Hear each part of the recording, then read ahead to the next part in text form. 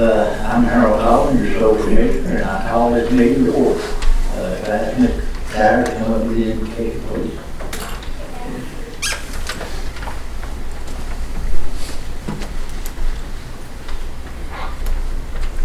Thanks, sir. Let's pray.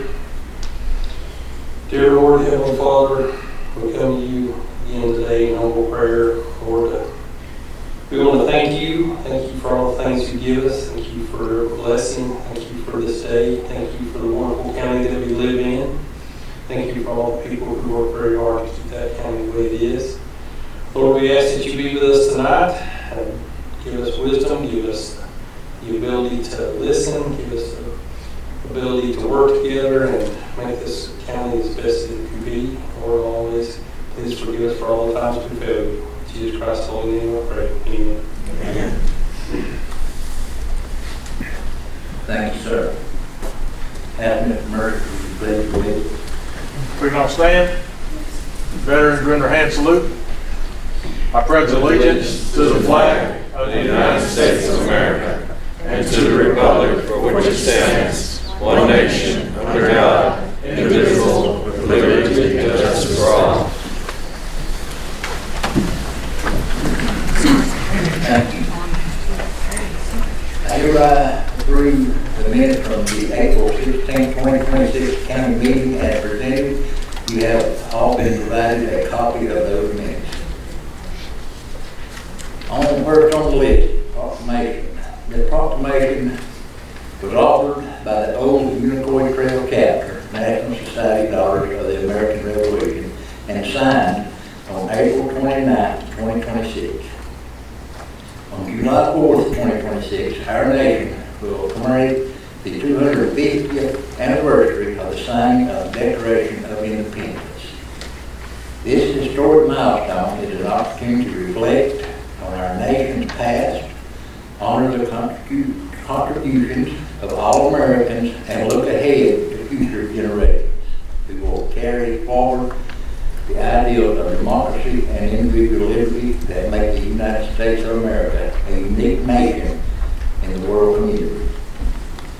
The great state of Georgia was founded by the Revolutionary War generation and their children, and was one of the first original 13 British colonies in America, established in 1733 by James Ogle. Georgia patriots fought in 11 battles and skirmishes during the Revolution. The Nation Society Daughters of the American Revolution are celebrating our nation's rich history and diversity of experience by honoring all men and women who achieved American independence.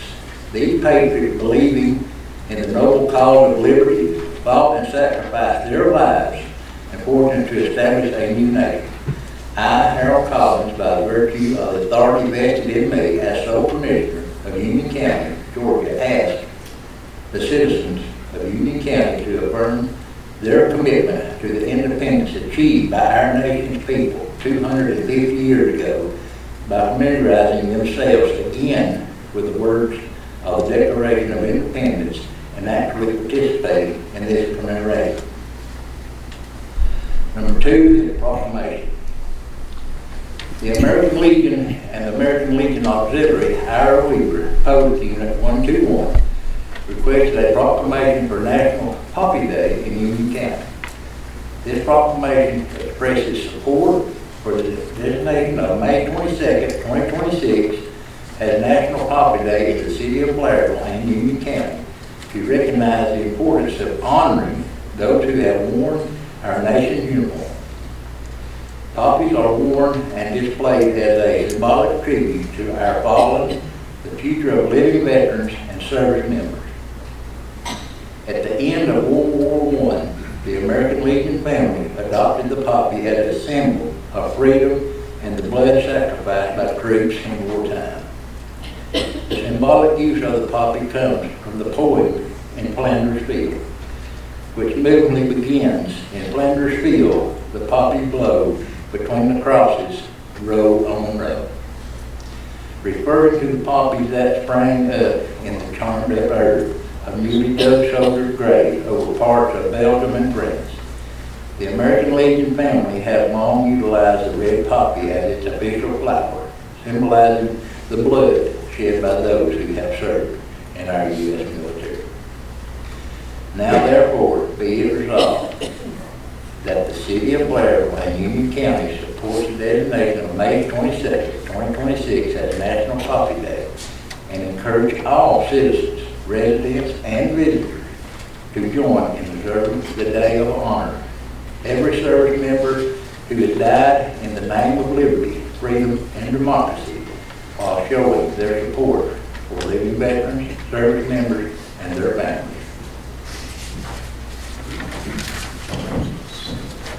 Number 3 is agreement.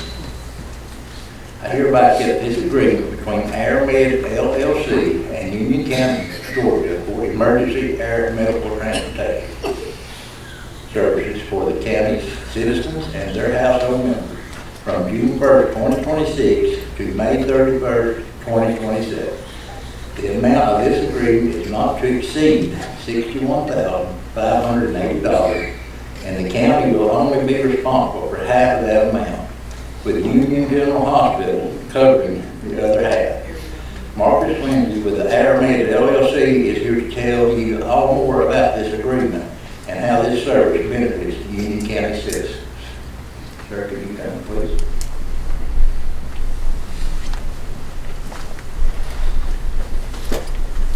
Thank you, Commissioner Collins. Thank you all for joining us tonight.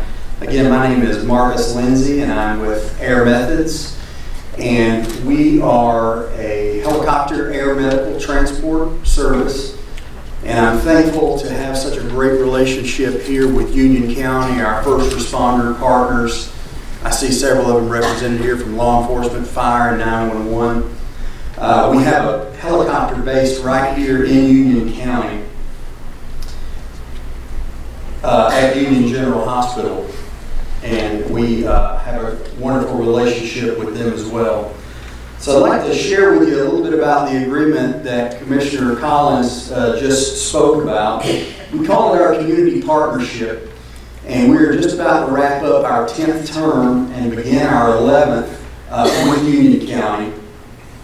And as part of that agreement, the purpose is Union County covers the out-of-pocket costs for air medical transport to all the citizens of Union County. That's regardless of their ability to pay, and that's whether they are full-time residents or part-time residents. So why that's important is because in our world, our focus is helping bridge the gap to access to specialized emergency care. And oftentimes, patients in emergencies with severe injuries or severe medical illnesses may require specialized care that is often only available at some of your larger hospitals, which are often located in larger cities. And our goal in working with the county and with our partners at Union General and our first responder agencies here in the county is to bridge that gap to better provide access to care, to that specialized care that may not be available here locally to all the citizens of Union County. I'd like to share with you also a little bit some figures from the current agreement, which went into effect June 1st of last year, and we're about to wrap up this agreement and begin the new one. Wrap up the agreement at the end of this month. I have some figures for you, and some of this data was pulled as of April 1st. And so some of that might have changed slightly since then, but I think it's pretty impactful. From June 1st of last year through April 1st of this year, our team has transported 134 of Union County's residents for emergency specialized care at no cost to any one of those citizens or their families. I'll also add the vast majority of those 134 were patients who were relying on Medicare. These are often our retired citizens who may or may not be on a fixed income, but we're proud to serve those individuals as well as everyone else that may require specialized emergency care. And we have completed 3 of the 4 billing cycles. We invoice the county quarterly. and only invoice the county if there is an out-of-pocket cost to that patient. Some patients qualify for no out-of-pocket cost depending on what their health plan is, and then if that is the case, we don't bill Union County. We have a negotiated, agreed upon cap per air transport of $800, and we only bill that maximum $800 if the patient's out-of-pocket cost meets or exceeds that $800, up to a maximum of $800 per transport. In many of these cases, we bill the county less than that cap per transport. To date, with 3 of the 4 billing cycles completed, the last one will complete at the end of this month, we have invoiced the county for a total of $33,990. And as the commissioner stated, that is well below their annual agreed upon maximum. We're on target. Even after the 4th cycle, we should still come in well below that maximum. We're very proud of that. At Air Methods, it's a big initiative of us to keep those out-of-pocket costs down to our patients, and then that translates into less costs for Union County and the taxpayers. We're very proud of that. We're very proud to serve this county, and we look forward to continued service in the future. And as Mr. Collins stated, the new agreement will begin on June 1st, and there will be no change in pricing. That $800 maximum per transport amount will remain the same. We are thankful for that. With that, I'd be happy to answer any questions. Yes, sir. Do you transport children in the first 28 days of their life, like neonatal transports? We absolutely do. There's a certain caveat to that per state regulation. If that child is born in a hospital and they have not yet left the hospital, then that child requires a specialized neonatal or NICU transport, which has to be licensed for that. We currently do not operate as a NICU transport, specialized transport. But other than that, that is what is required by the state. If that child is discharged home and then returns to the hospital a day or 2 later, then our teams are absolutely trained, validated, and qualified to manage that transport. I hope that answers your question. Thank you. Be happy to take any additional questions. I'll also share one more thing I neglected to share with you. This covers all Union County residents, no matter where we may provide that air medical transport service. Even if you were traveling out of state, if you're in an area served by our company, Air Methods, and we are the provider that transports and bills for that transport, you are covered as a Union County resident. That qualifies whether or not the EMS service calls us directly to the scene to fly you to the hospital, or if you go to an initial hospital that determines you may need treatment elsewhere and they transfer you, you're covered under that transfer as well. Thank you all very much. It's truly an honor and privilege to be here with you tonight and to serve the citizens of Union County. Thank you very much.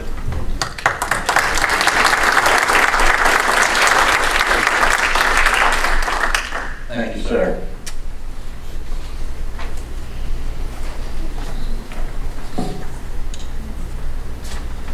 Next is an agreement amendment. I hereby accept this agreement amendment between Unity and Union County, Georgia, for the internet and IP phone line located at 455 Shootback Road, Blairsville, which is the new 911 center. This agreement amends the original agreement amount from $699.65 to $712.31 per month for 3 years. The effective date on this agreement is May 8, 2026. An additional line had to be added, which increased the cost by $12.66 per month. Next is business license. Everyone has been provided a copy of the list of business licenses issued in Union County from April 11, 2026 to May 17, 2026 for the purpose of operating a short-term rental in Union County. I hereby approve all business licenses contained on the list provided, and this list will be made a part of the minutes. 6 is a grant. I hereby accept this accountability course grant AW-G0CAT-25-009-002 for adult felony drug court in the amount of $147,434. The grant period is from March 15, 2026 to March 15, 2027. Number 7 is the lease agreement. I hereby accept this lease renewal between the State Properties Commission on behalf of the Department of Driver Services and Union County for the use of 1,440 rental square feet of office space located at 37 Chase Drive, Blairville, Georgia, in the amount of $1 per year. The original lease agreement dated June 6, 2024, granted the tenant the option to extend the term of the lease for additional periods of 1 year each. The tenant is exercising this option to extend the lease for an additional 12-month period beginning July 1st, 2026 and ending on June 30th, 2027. Number 8 is notice of award. I hereby accept this notice of award of contract to Cole Construction Incorporated dated May 21st, 2026 for asphalt resurfacing through the Georgia Department of Transportation Local Maintenance and Improvement Grant to Cole Construction Incorporated in the amount of $1,640,157 for the 2026 LMIG paving. 3 bids were received, with Cole Construction coming in the lowest. The other 2 bids were as follows. Caldwell Construction was $1,987,071.09. C.W. Matthews, $1,724,442.37. The bid process also included bids for Blue Ridge Street within the city limits of Blairville. The city portion of the bid is pending city council acceptance, and once accepted and the work is complete, the city of Blairville will reimburse Union County the cost of their payment. Number 9 and 10 is an ordinance first reading. These 2 items on the agenda are first reading of proposed ordinance revisions. County Attorney William Mercer is going to provide you with all the information on this. I'll go ahead and announce that the public hearing for both of these ordinance revisions is scheduled for June 11th at 5 p.m. Mercer.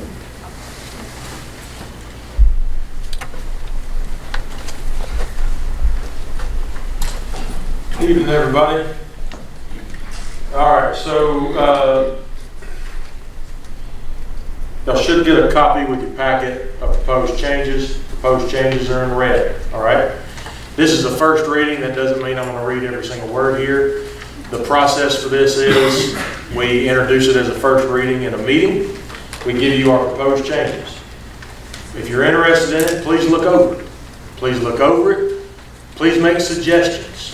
We're going to have a public meeting. We're going to have a public meeting on June 11th at 5 p.m.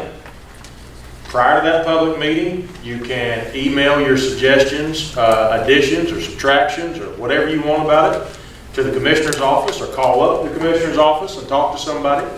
If you think of it that day, come to the public hearing.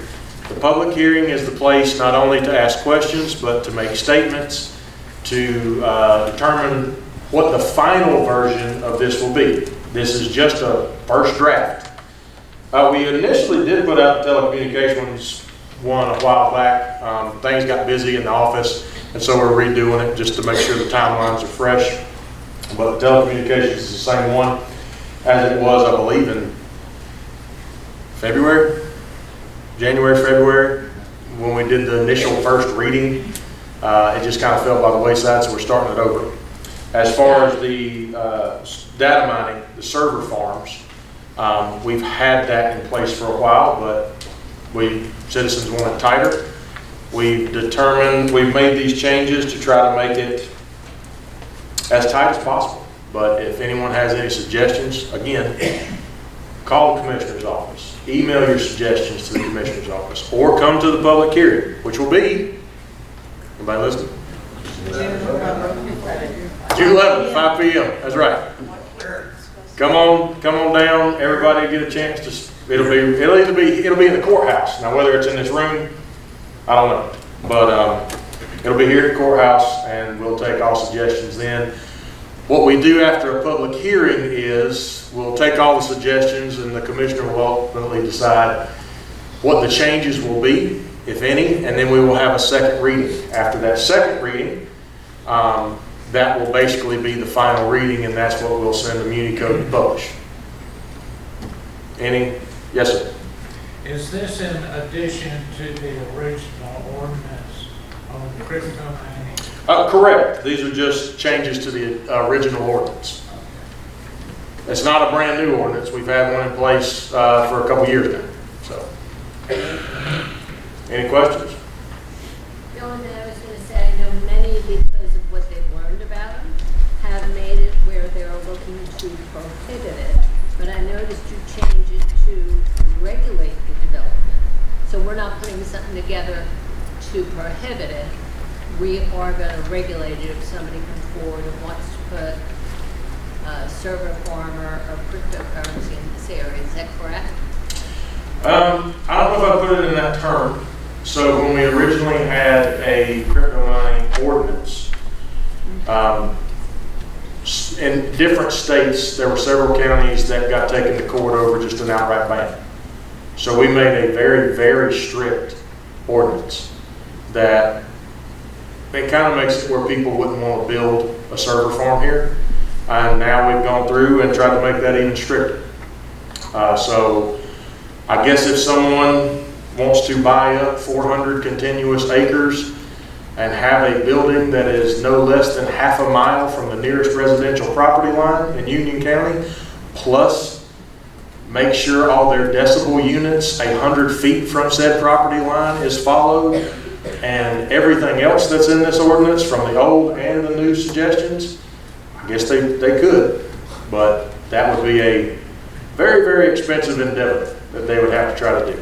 So, but Ms. Shirky, please come to the meeting if you've got any more suggestions, or just suggestions of, hey, just say no. Happy to hear from you. Anything else? All right. I'll turn it back over to the commissioner.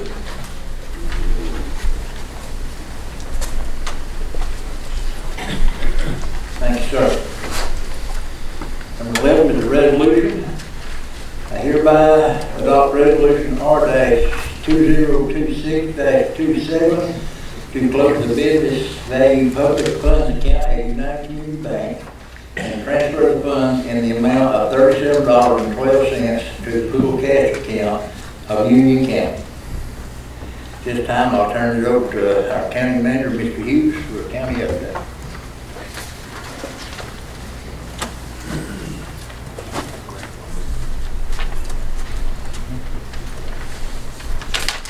Thank you, Mr. Collins. Welcome, everybody. I'll start out with the road department. Been really busy the past mowing season since we started mowing, doing their everyday thing, cleaning road culverts, paving, patching potholes, sidearm mowing, clearing roadways, the banks, inspecting culverts, just doing their daily thing. And I will say this. We had a call back 6 weeks or so back about some culverts that needed to be inspected.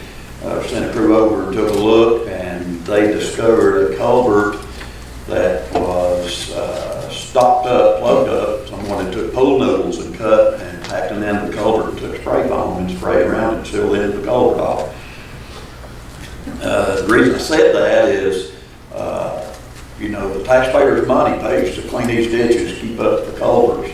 And when whoever did this, or whoever takes it upon themselves to do this, they're creating other issues for the county. I mean, that can cause serious damage to the road, the driveway. If we get a serious rain, it can wash your culvert away, cut the road in two. So it's actually not benefiting anything other than costing the taxpayer more money when that type of stuff happens. So Not sure why that was done, but we did discover that, cleaned it out, took care of that.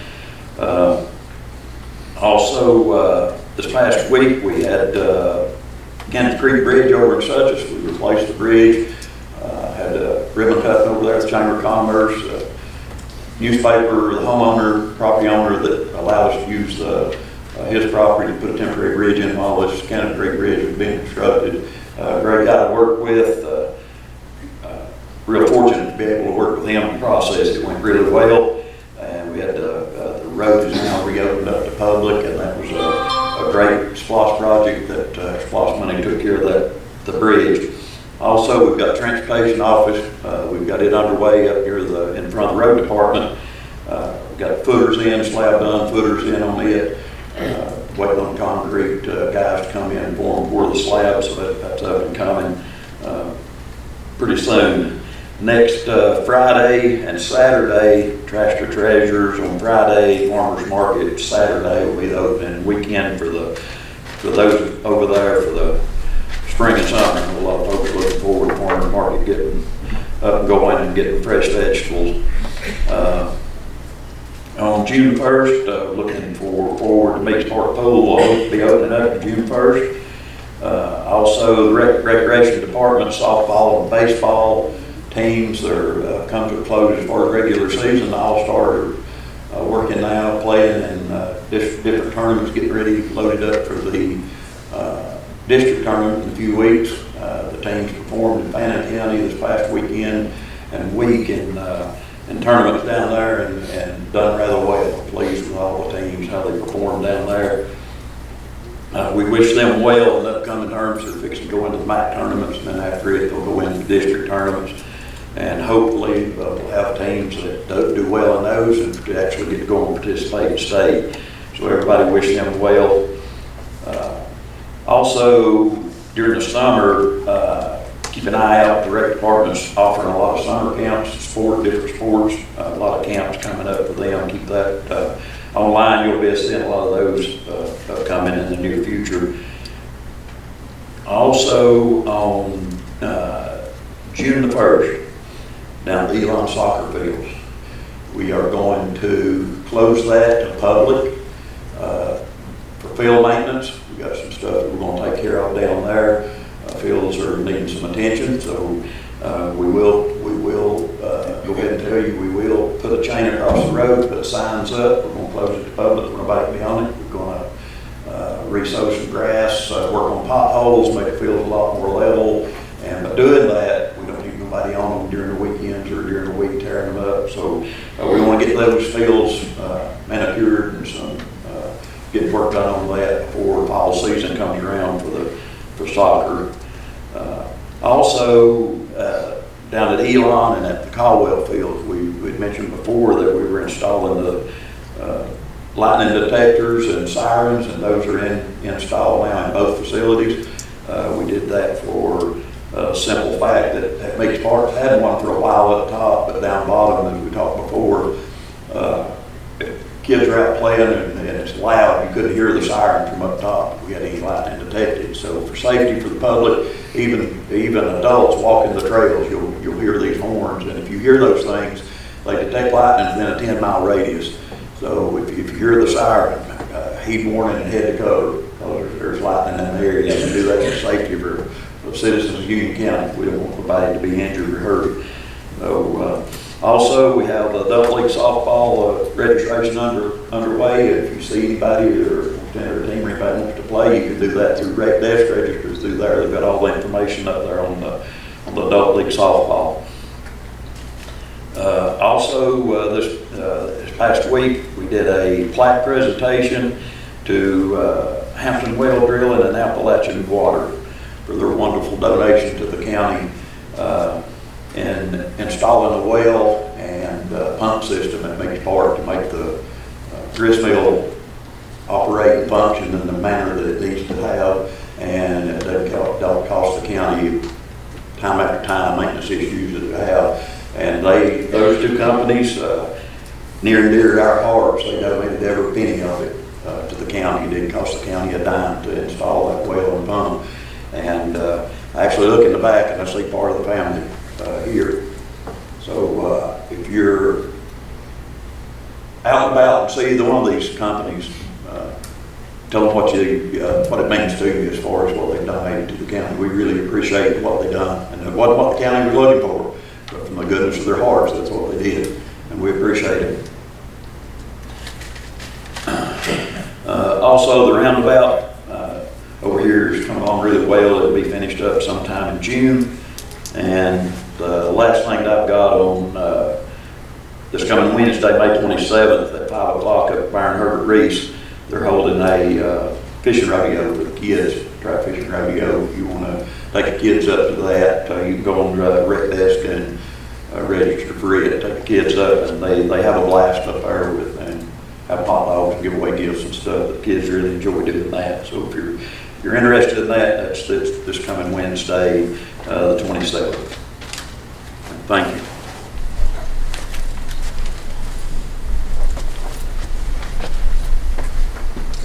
Thank you, Mr. Hughes. I think we need to give Hampton Well Drilling and Appalachian Water a big hand for that.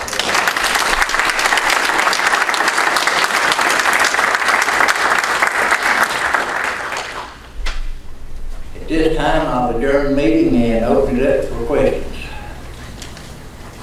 I've got something I would like to say, if you don't mind. This is on recreation, and I just wanted to bring up some issues that we're having in our recreation department.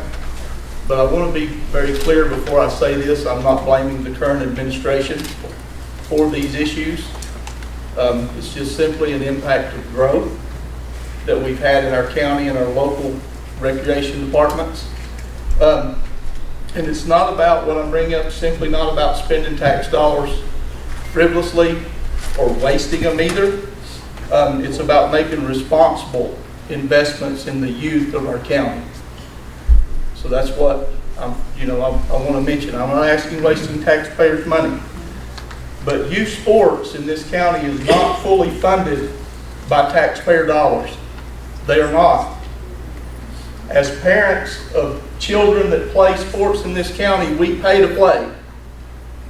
We pay registration fees, we buy concession stands, and we even in most cases have to pay out of our pocket to go watch them participate. So it is not 100% funded by taxpayers. Our kids in this county generate revenue for this county. They do not have a free ride. So, that being said, I want to make sure that everybody understands that the youth in this county and the facilities that we provide can be an economic drive for this county. Also, I want to make it very important that me standing here is not about me. There's recently been a flyer that has been going around. I did not create that flyer. I don't know who did, but I appreciate whoever did, because they brought some issues to the surface of what this county needs. Now, what I want to talk about mainly is safety for our kids. And I appreciate y'all have already taken the steps at Elon Field, because I had that on my notes about the lightning detector and the field deterioration. But the safety I'm talking about is one thing inside of Meeks Park. Meeks Park is overcrowded. Meeks Park, and I'll give you some history for the ones that don't know this. Meeks Park was originally opened in 1992. That park was designed with 9 ball fields.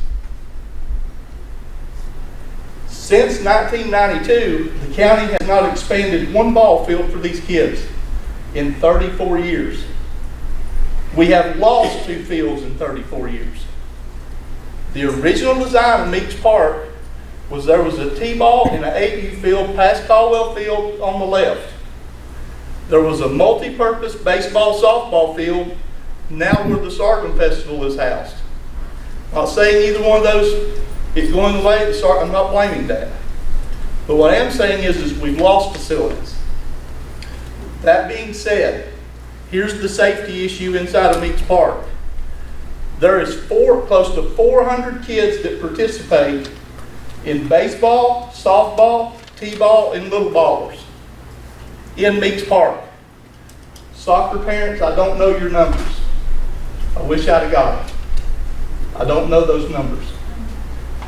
But what I'm trying to say is this. There's 400 kids on any given evening.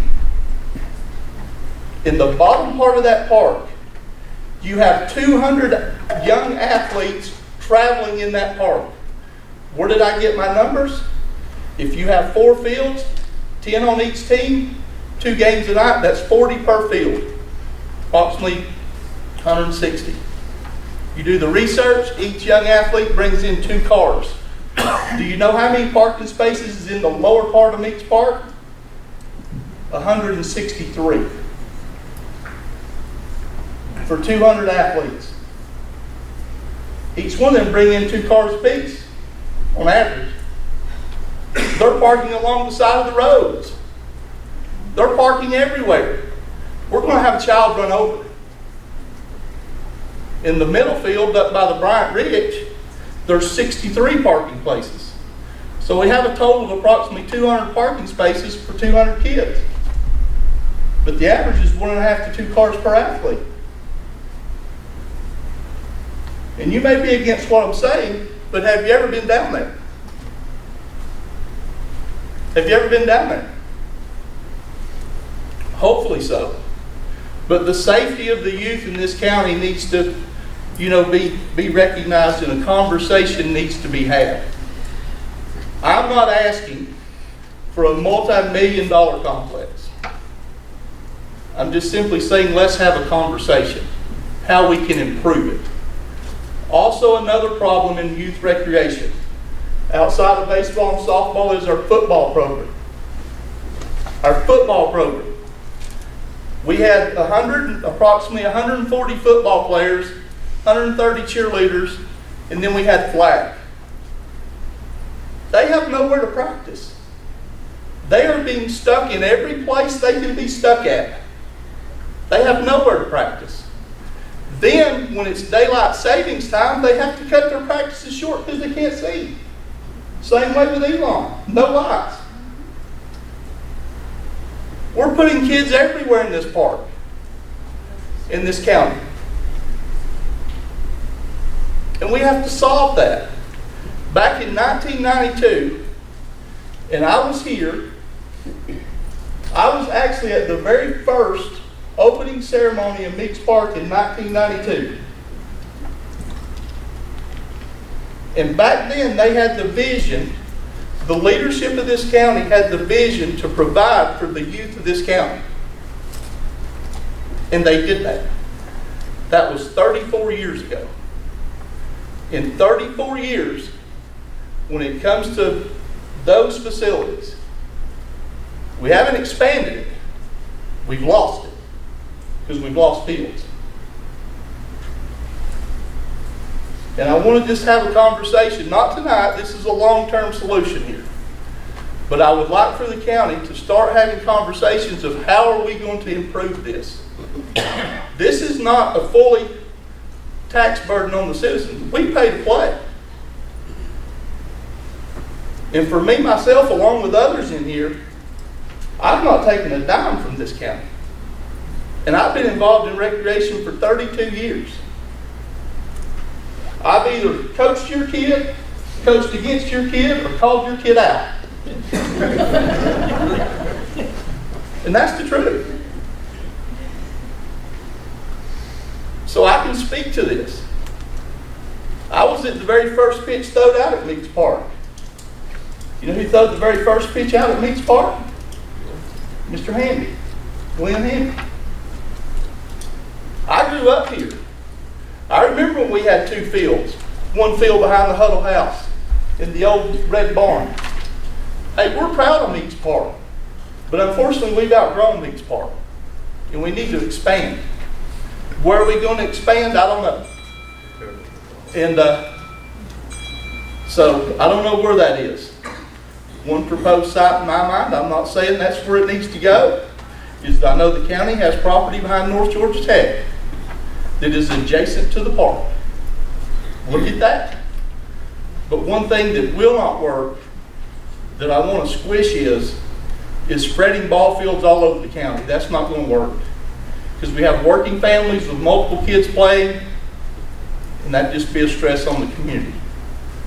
But I do want to thank you for your time. I'm very passionate about these kids. I love these kids.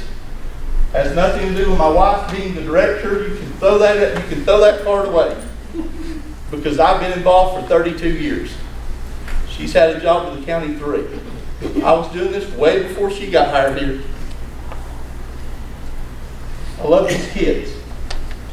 And I want to see this county continue to invest in these kids. And all you young people that showed up, I was tickled to hear Mr. Hughes say he's going to do something about the playing surface, about the new lightning detector. Because I had that. But they're addressing it. Thank you for your time. Thank you, sir.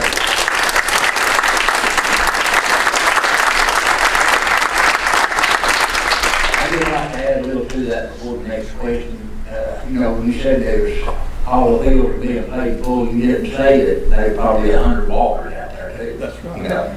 So the park is basically crowded with all the walkers are walking at the same time. So I just thought I'd throw that in. Thank you for your concern. Yes, ma'am. Commissioner Collins, my name is Sylvia Mustin. I'm here to speak to you about the upcoming SPLOST vote in November. Through conversations with local residents and by following community discussions on Facebook, it's clear that there's a lot of concern and confusion about the proposed SPLOST, especially about what projects will be included and how it will affect our community. I'm requesting you to hold a community town hall like those you committed to in your campaign. This town hall would give community leaders a chance to explain the proposed SPLOST projects while also giving community members the opportunity to share ideas, priorities, and concerns about what should or should not be included.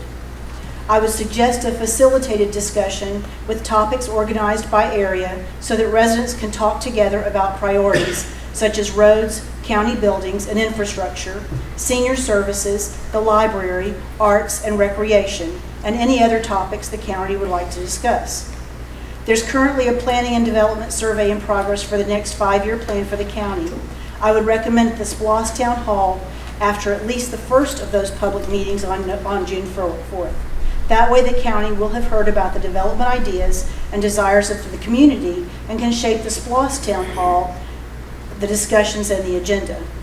Without open communication and public involvement, both the county and the community run the risk of allowing fear and rumor to drive the opinions on the SPLOST, which is not a way to build successful support for a proposal.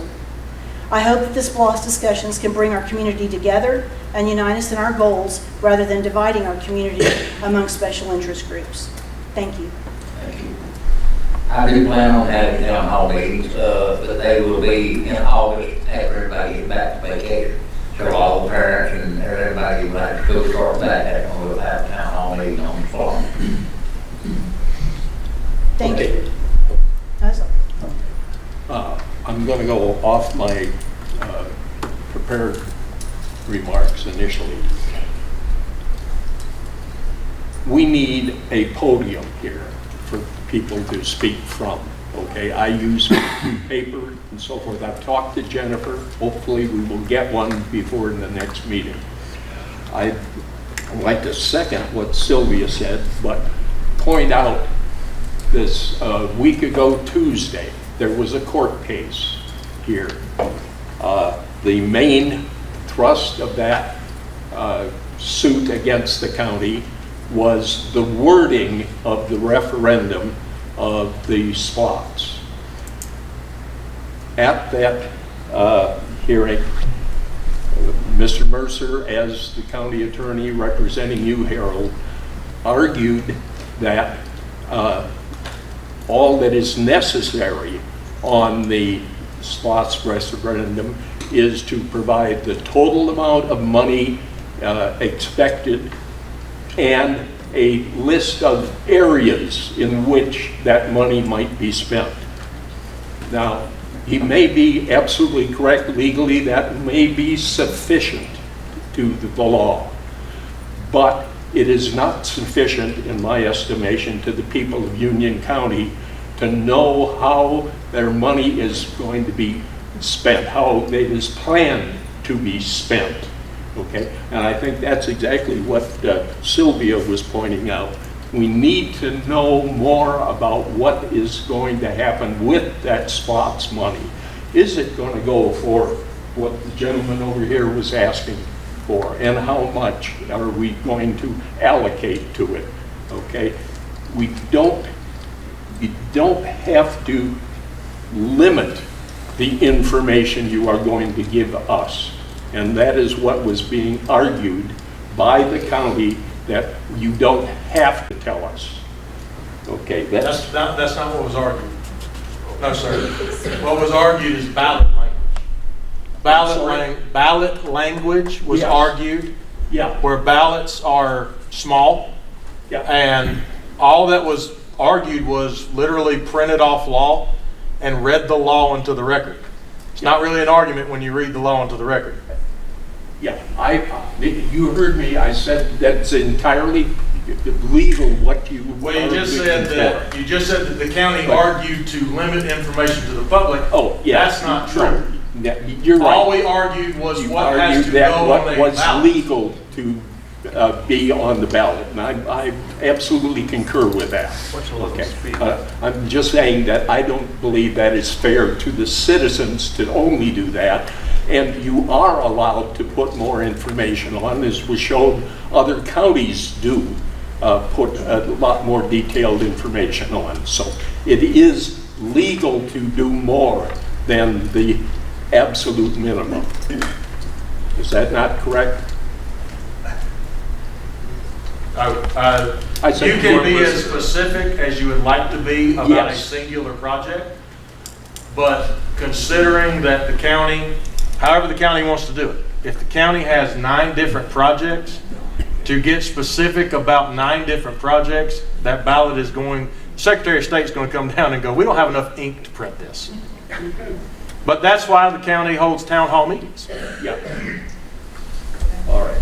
Now, that's one item, and I still firmly believe we have to have more information so we know what we're voting on, other than just $43 million. Okay.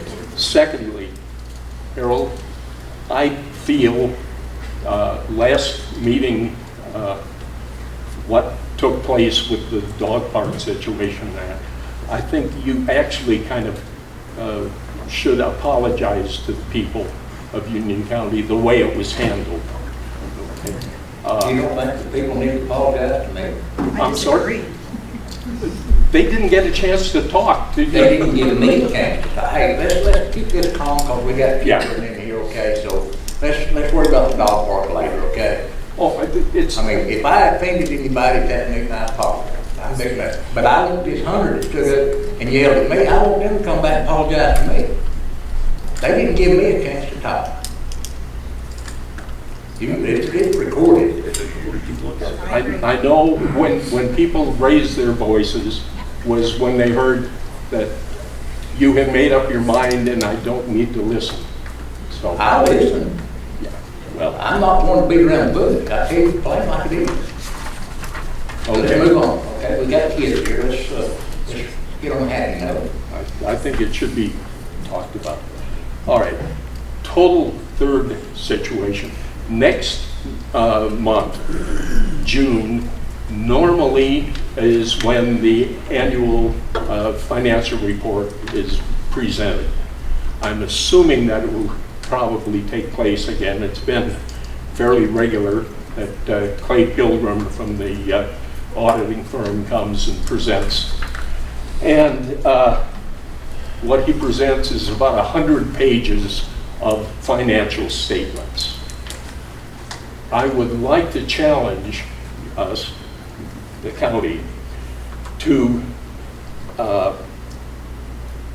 present to us a simplified statement of the actual 2025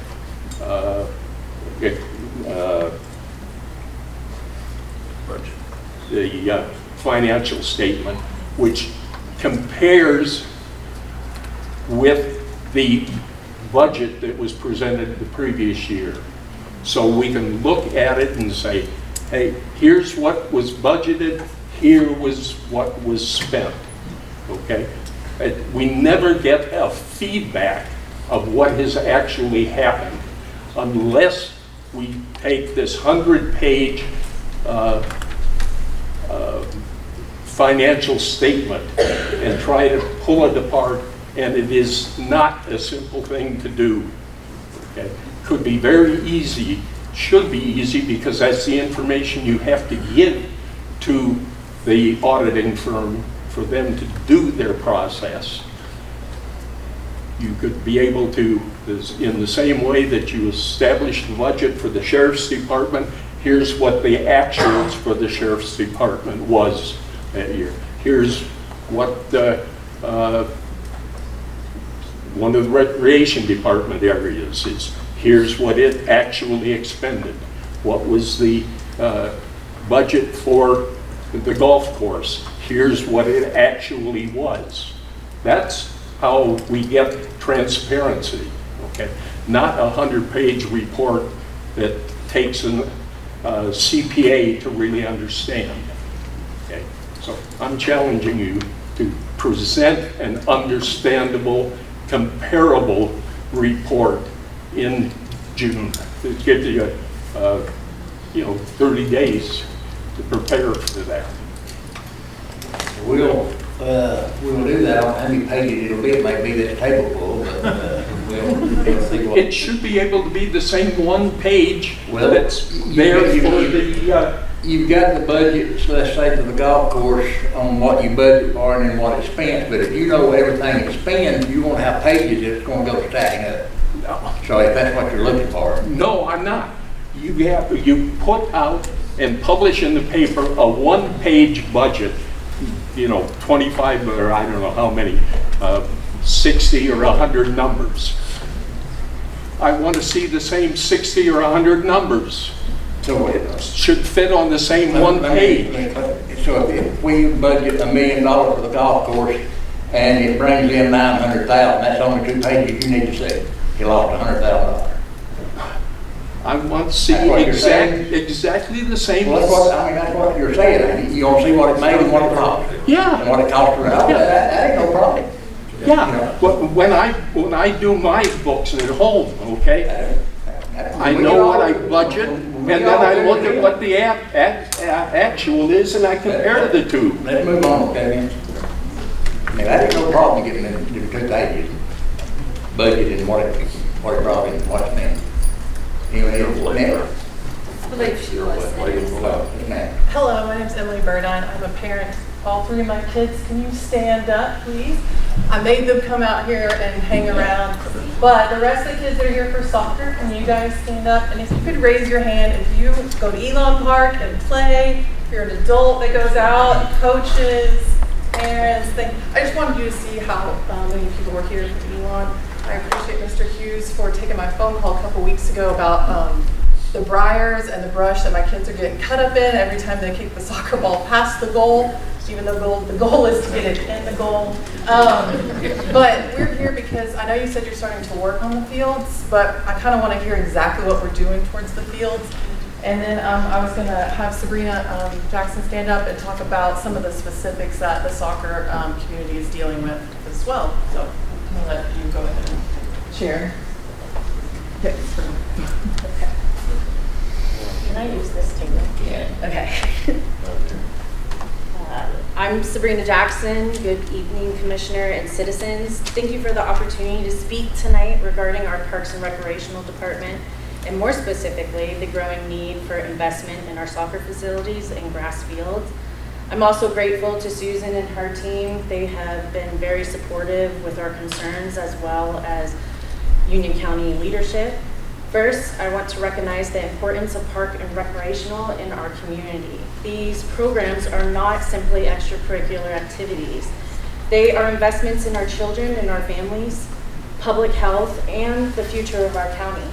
Recreational programs create safe environments for youth, encourage teamwork and discipline, and give families affordable opportunities to stay connected and active.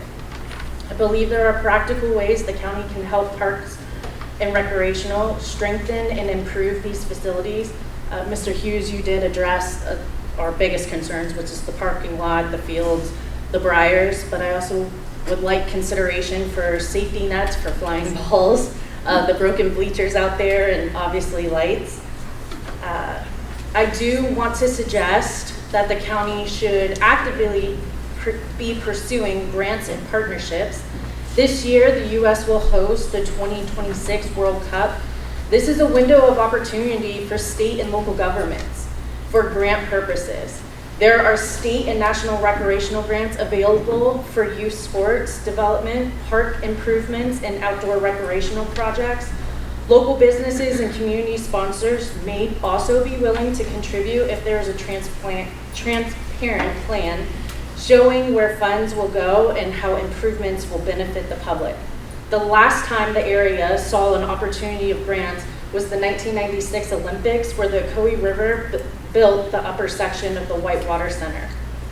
If you want to discuss grant options, I can send you guys an email to whoever you designate me to send it to. Budget season is upon us. Some quick solutions would be the nets. If you go on Net World Sports, a ball net 12 feet height and 40 feet wide would be useful. That would be perfect for our field plan for Youth 12 West, Youth 10 East, Youth 8 South, and Youth 6 North. Obviously, we could go the SPLOST route. That requires a whole lot more details, but that would help us get lights out there. Most importantly, this is about the children. Every child deserves a safe, well-maintained place to play, learn, and grow. Recreational fields are more than grass and dirt. They are places where confidence is built, friendships are formed, and lifelong memories are made. I also want to address UFA Mountains. UFA Mountains is our soccer league within our community. I come here before you as a current coach for Youth 12 Girls Rec. My team is the Gunners.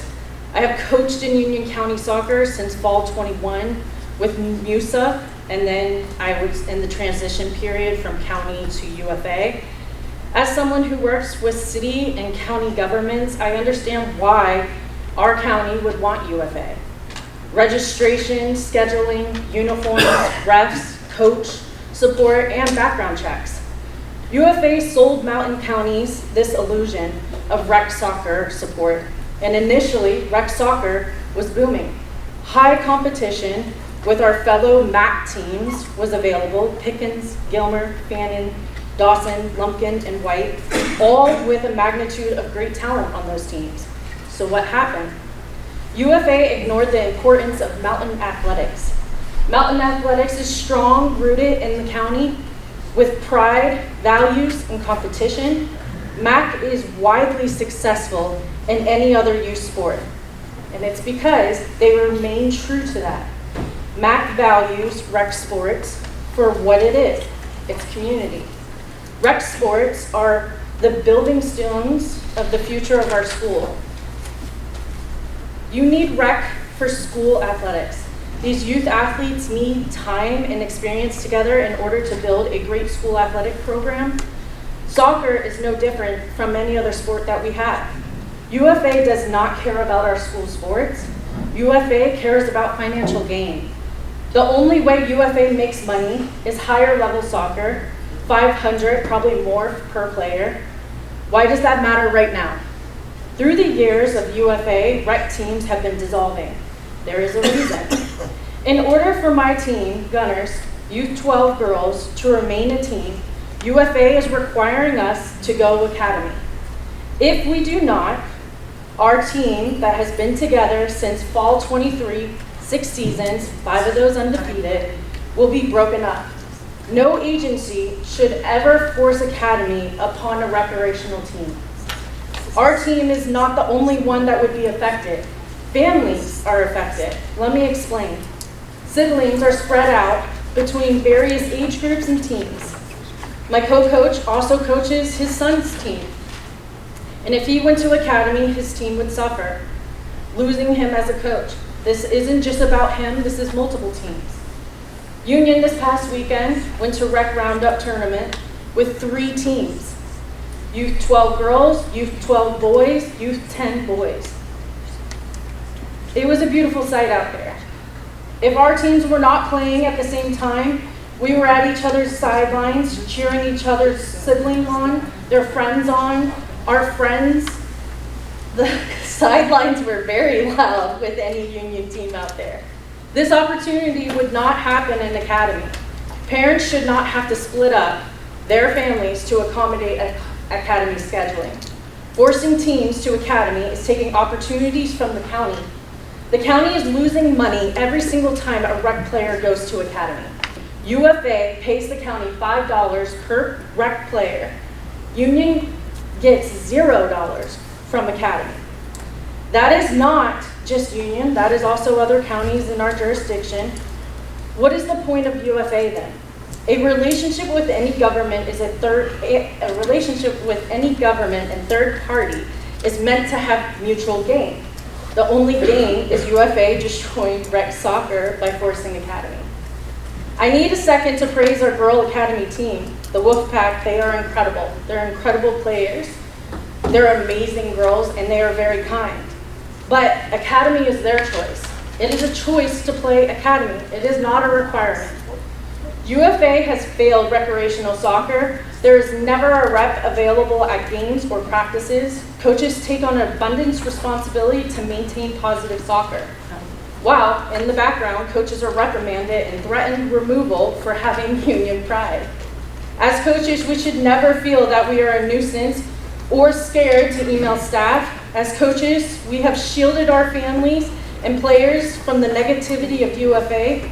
Most do not know that I have been threatened removal from coaching twice, not because I failed a background check, not because I've yelled at a player inappropriately or yelled at refs on sidelines, but simply because I allowed a player from another team to practice with us. Most do not know that I feel an abundance of stress about whether a ref will be present for a game or not. They do not see the threatening emails of policy violations that aren't even documented policy with rec soccer. Trust me, I have read policies in and out. UFA is too comfortable in destroying rec soccer. They do not support our jurisdiction media-wise. They never write about rec soccer. They do not care about the cost effectiveness to our teams. They just are not present. Union Rec is successful with multiple undefeated teams. Youth 12 boys, their Canucks team. Youth 10 boys, Sean Spade's team. Youth 10 girls, Tom Miller's team. These teams need their coaches, players, and families. We need to stay together. These kids will be Union School's soccer players. Union County Soccer is already so close to bringing a state championship home to Union, which is a friendly reminder if that happens, it brings money to our school. Please understand UFA has acted and is succeeding in destroying rec soccer. I do not trust UFA. UFA has concealed and denied our county the appropriate opportunity to protect our children.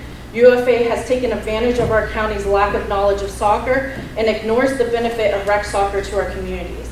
I am begging that soccer remain in Union. I am pleading that UFA is not the entity to do it.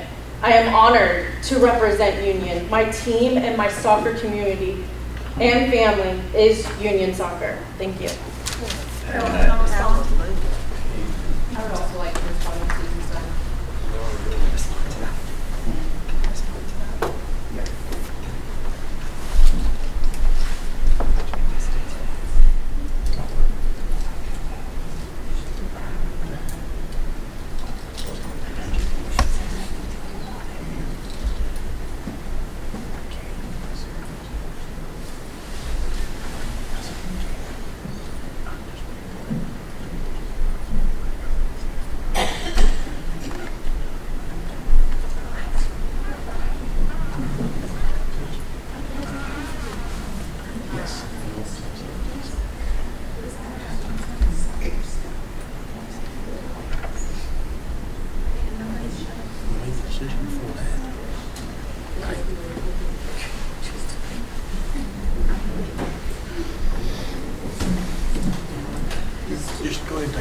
Next question.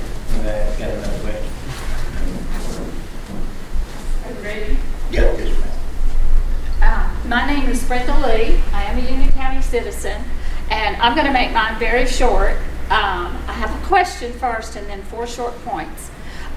Are you aware, as the county commission, that the University of Georgia has training classes, continuing ed, for county commissioners, city council, city municipalities, etc.? The student I've been going to the ACCG. Okay, that's the Association of County Commissioners. But UGA also has a online, and you can go there with other people to classes. I have been told by reliable sources that UGA accepts dogs, gators, tigers of different colors, etc. But what's happened here this evening, and what I understand happened before, is a protocol or a process. And the first is we need a podium and a microphone.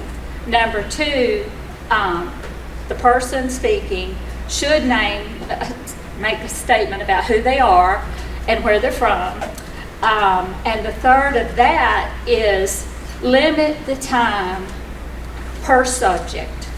And the fourth is simply Robert's Rules of Order will help balance out where people get a chance to speak and express their concerns, but it's limited because, yes, these children, they're doing really good as far as I'm concerned to sit as quiet as they have. Thank you for your time. I'm not going to comment on that, so next question, please. Hi, I'm Courtney Griffin. I'm a Union County citizen. I would kind of like to piggyback off of what Sabrina is saying. What qualifies me to do so? My husband was the assistant coach at the Wolfpack from the time that they started in rec. He coached them for a year in rec, and then he moved up into academy with them.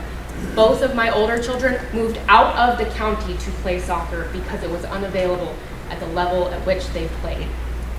They went to Forsyth. We had to pay an out-of-county fee to do so, on top of our thousands of dollars of tuition for that, plus our $600 uniform fee per kid. I am now, because of the referee problem that we have in the county, your only certified referee by U.S. Soccer in the county. Here's where I'm challenging you. No, this is great. You'll like it. This team of girls who really, really enjoy soccer, all of these kids, boys, girls, at the age of 13, they can certify with U.S. Soccer to become a referee. That is a job for them. Good money. The other side of this is we lost the Wolfpack. They are done. That academy team that was up here, they are done because the opportunities for them were not sustainable. Partially because of the UFA problem, partially because of other stuff. That breaks my heart. My daughter didn't play for them anymore, but that breaks my heart. Those are my kids too. You can ask any one of them. They're my kids. I am still at those fields regularly, am I not? My kids don't even play here. I'm at the fields with this one, I'm at the fields with this one, I'm at the fields supporting games when I'm available to. I appreciate that there's a lot of effort going into the fields, potholes, that's all great. I love the idea about grants because SPLOST clearly is not going to cover everything that everybody wants in the county. That's great. The other side of this is when you lose players to other counties, you also lose school players because they cannot compete for their school when they are playing somewhere else that is somewhat getting them more visible traffic for being scouted for college scholarships. That's a problem if you want school sports to succeed. You're losing that. That's an issue. You've got a whole bunch of girls that just played in 6th grade for the middle school that will not be available to play for the middle school probably in the spring because they just left to go play for UFA elsewhere. That's not a good look. It's just not. Isn't that a school issue? No. How is that a school issue? I'm asking. So the school practices every day of the week, for the most part, from what I'm told. I have a homeschool kid.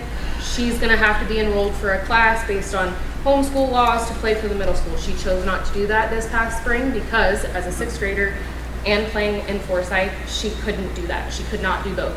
She chose this year to stop playing academy. She's taking a break from playing for UFA for a whole nother set of reasons. And so that she can continue to play with her kids or her friends in Union County in the middle school. And now half those kids have chosen to go somewhere else.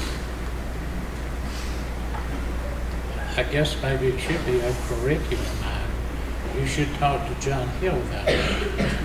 I don't understand how that would be a curriculum. Well, evidently. Hey, let's keep crosstalk for after the meeting. Sorry. I mean, the whole general point is sports are not only doing everything that Sabrina just mentioned, but they are also providing jobs for these kids, kind of my point behind this. Like, these kids can be, or they don't even have to work in Union County. They can go work over in Fannin. They are U.S. Soccer certified, which makes them a contractor. They can work anywhere that they want to get to. And they could go work for a whole day, 4 to 5 games, and make over $100 to $200. That's a ton of money for a kid to put into their pocket for college education that a lot of these kids need. So to ignore that soccer is not a community issue or sports are not a community issue is naive, and it's silly. Thank you. I don't, make it 5 minutes and you cut me off, give it a hook. My name is Richard Smith. I know a lot of you here. I built soccer fields in 1998 with the Panos family for kids in our community. And just as a note, those 2 fields were built to Olympic specifications because the field of dreams that we had was for Olympic training. Nobody's asking for AstroTurf, but they are spec'd out for training. The elevation of our county is perfect for Olympic training somewhere down the road. It's a beautiful thing.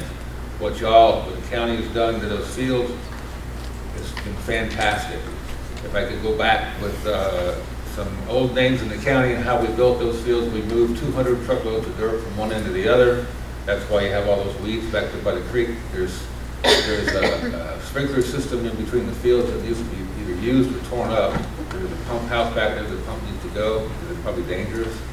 Back in the back, and field number 2 in the back, I spent $10,000 putting creek soil on that field to raise it up about 1/2 inch. It's graded. It was graded at 1/2 inch per foot for drainage to the creek. If it could be scraped, if anybody wants to talk with me about the original drawings, I think I still have them, but it needs to be just, it's 30 years old. In 1998, we opened it up. It's pretty close to that, pretty close to 30 years old, but I will say that I am proud. My wife and I started it. She was the one behind it. We did all the refereeing. I'm a referee instructor. Let my license lapse about 2 years ago. I've been a referee instructor for 27 years. Wrote 2 books on the subject. Did high school soccer. I don't know about the rule that says you can't play in your high school if you were in your school. Most of my players went on to play in Atlanta, and they wanted over $1,200 a player for my kids to play. And I said, fine, I'll go to Norcross and we'll play against you, so they'll let them go for free. But there's always a way around it. But what's been done out there has been fantastic. I personally appreciate that it's there, down the street from there, and I just personally appreciate all that's been done to the field. We could never put a bathroom down because when it was a water plant, the specs wouldn't allow you to have a septic tank that far away. So y'all are jumping in there. It's great. We could walk down to the field. I can take my drones in the house and fly up to my house and watch the games and come back to the house. It's great. So thank you for what y'all are doing, but the referee situation is a disaster. That's not going to help if we don't get somebody involved back in the program with refereeing. I coached for 32 years, and the coaches and the players and the parents don't know the rules, so when they go somewhere else, with a league that is pretty savvy, we don't know how to play because we don't know the rules. We're not teaching people. I'm not giving the opportunity to learn. That would be my only recommendation, is we need to have better education for the parents and kids. And I will say, real fast, when I needed some money, I went to Zell Miller, and he said, give me a reason to give you the money. So I off the cuff, I said, crime versus recreation, it's our choice. That's what I think. So Betsy Barth at the University of Georgia, her class did a study, with Fannin, Dahlonega, and LJ. We did a 5-county study, and when recreation was built for those counties, the crime between the ages of 7 and 17 went down 10%, 8 to 10%, and the highest crime rate was 4 to 6 p.m. Monday through Friday, and 9 a.m. to 12 on Saturdays. It's the highest crime rate, with domestic violence being the number 1. So all of our stuff took place during that time to take care of the grants, and I've had many people, hundreds of people, thank us for doing that. And I'm not looking for thanks. I just think it's really cool that we have a county that is willing to do this for the kids, whether it's baseball, soccer, football, whatever. But I mean, that's a primo piece, and yeah, we are outgrowing everything, and that's a good sign. It's a good sign that we're outgrowing it. Thank God the kids are wanting to do it. So get away from the Nintendo and get back on the field. Thank you.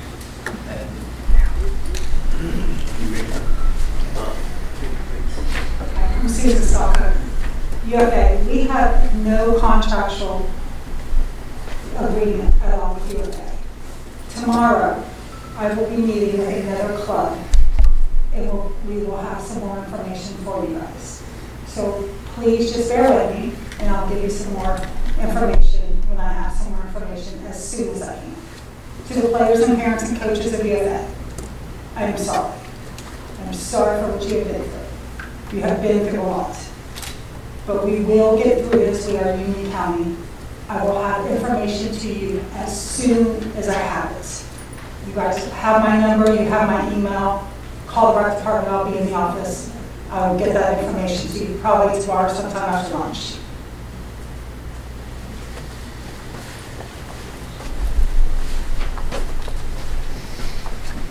Yes, Ms. Sherry. Yes, I'm Christy Sharkey, and first I want to say it was nice to see all these parents with concerns about their kids and soccer, and they received a good amount of time to communicate their concerns.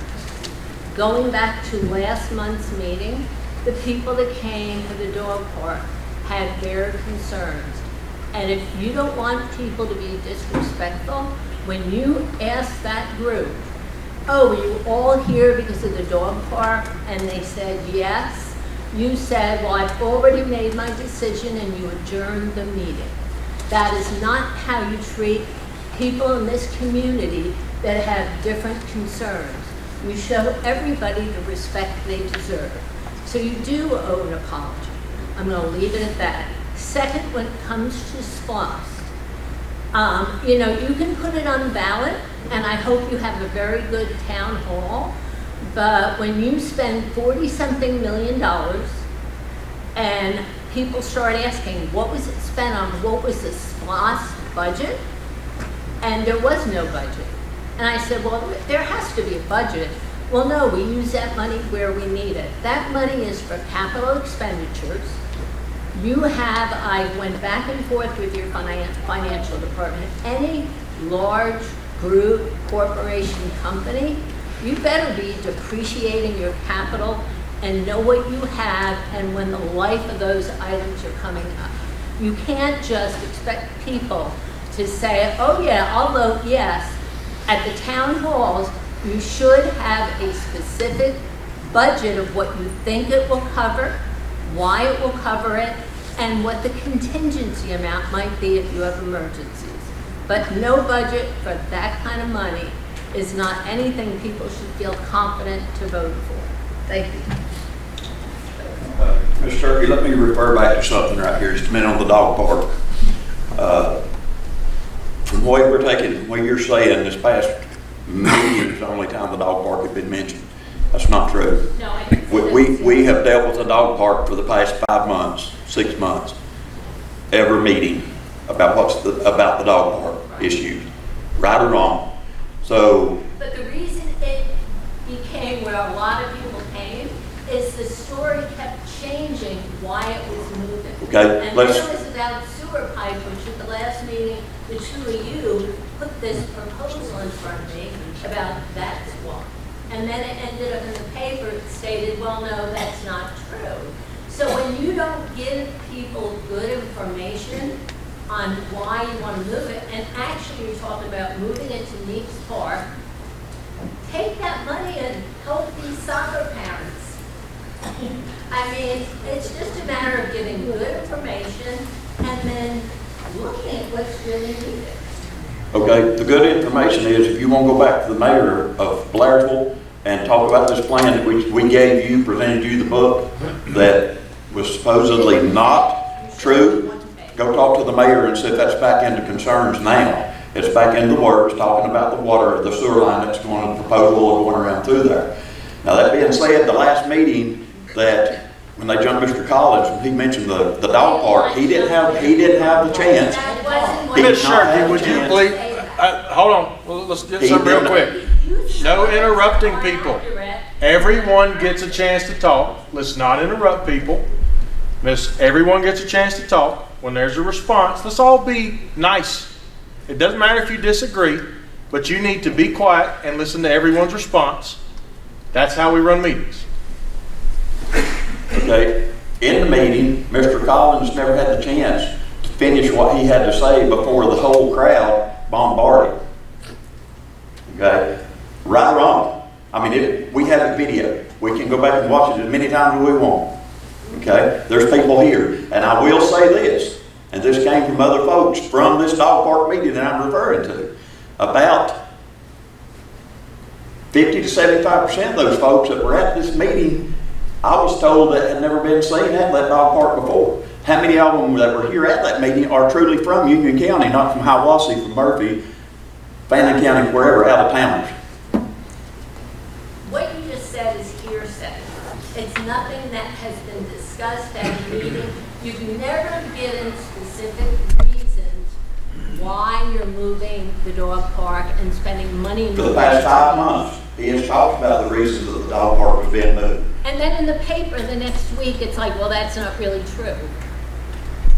I'm just saying, tonight we had a long meeting. People had a lot of good things that they needed to say, especially when it comes to the kids. Absolutely, and I will But the agree dog park 100%. people were shut down, even though there were a lot of them here, and it was done in a disrespectful. I agree.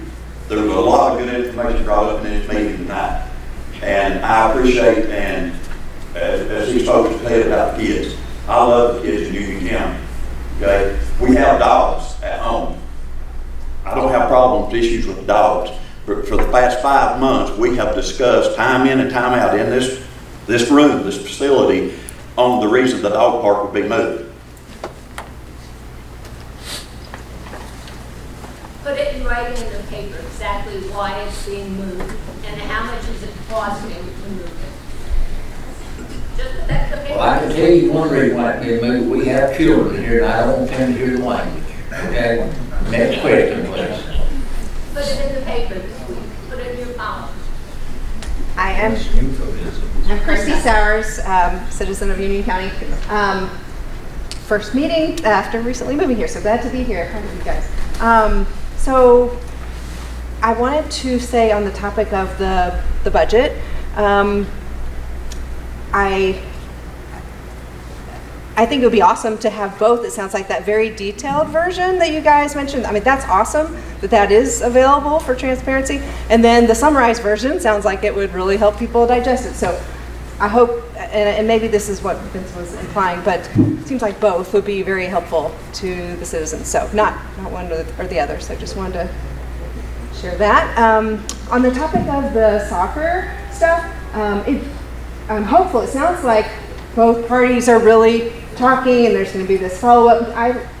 In hearing this story for the first time, I left not being really sure what was being requested. And so hopefully the people that need to know that or whatever, because my question was, well, what can Union County do to fix this situation? And we don't have to go through all that now if the right people are talking, but that wasn't clear to me. That was that. And then I've forgotten my last thing. On the dog park, it would be awesome to see all those details as to what the plan is, why we have the plan. Is there a website or something we can go to see all those details? No, we do not have. We have started working. We've got a lot of stuff going on in the county. I have got one of my maintenance guys, when he doesn't have anything pressing to get done, he has been working on the facility, removing concrete, doing grading, putting dirt in. He put in silt fence, keep sealed out of the creek when it's raining. The process has started, but it's a one-man show at the time being. And once he gets everything leveled out where I can actually do the measurements and get the fence, where the fence will be set in place, then I'll perform a drawing, and I'll have it, if anybody, when I get it ready, we'll put it out public, and they can come by the conference room and take a look at what we're proposing. Oh, okay. So, I mean, it sounded like you said dirt is moving, so that's more than a proposal. Are we saying it's actually happening, it's approved? They are working on it, yes. This one maintenance guy is working. It had concrete there where the old batting cages were at, and they were tapered down where the concrete's poured automatic cages that have been used in years. So the concrete had to be removed and dirt put in to level the lot to fill the hole up to where the drainage works right. So that's the process right now that's been taking place right now when he has time to work on it. It definitely sounds like enough planning has been done that people are moving forward with it, and so maybe there's a rough schedule. So I guess that's what I'm asking for. Is there? It's in the works, absolutely. And the existing dog park, it may that over at the farmer's market will not be shut down. It will stay active, be able to utilize it until the new one is completed, and nobody will be without a dog park. Okay. It sounds like, from what I'm hearing from the crowd, is that maybe folks would love to kind of know what's coming and when, rather than being kind of in the dark and just, so I don't know if there can be an opportunity to share more of that, at a high level. It sounds like the group might appreciate it. Does that make sense? That's it, thank you. Anyone else? My name's Phil Williamson. I'm a resident here. A couple of months ago, we talked about a grass mowing contract here, and we went out for about 5 bids. We also did a $250,000 contract with GMAS, who works with the assessor's office, or maybe runs the assessor's office or helps them. And we went out, it said in the paper 2 weeks in a row that we did not do any bids or anything. How do we do a $250,000 contract for GMAS, and we do 5 bids for a grass cut? What's the answer to that? Well,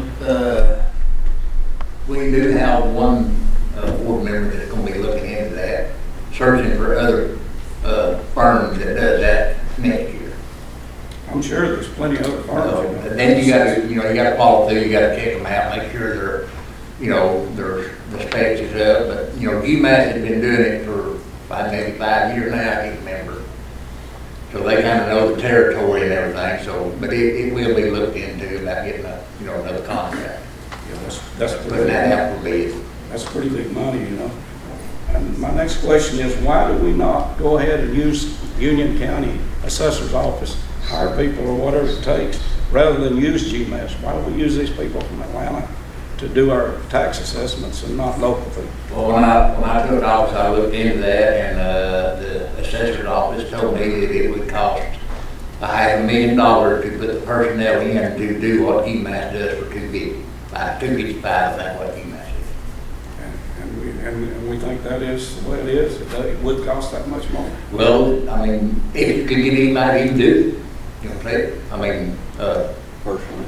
Would you go out and assess for $15 an hour? I mean, and, you got to burn some vehicles, you got to burn some gas, insurance on them. I mean, it just goes like that. And I'm sure probably don't want to hire me, because you probably have to have 8 or 10 people to, do. So, which way does the taxpayer want to go? You want to save $250, or you want to spend the extra $500,000?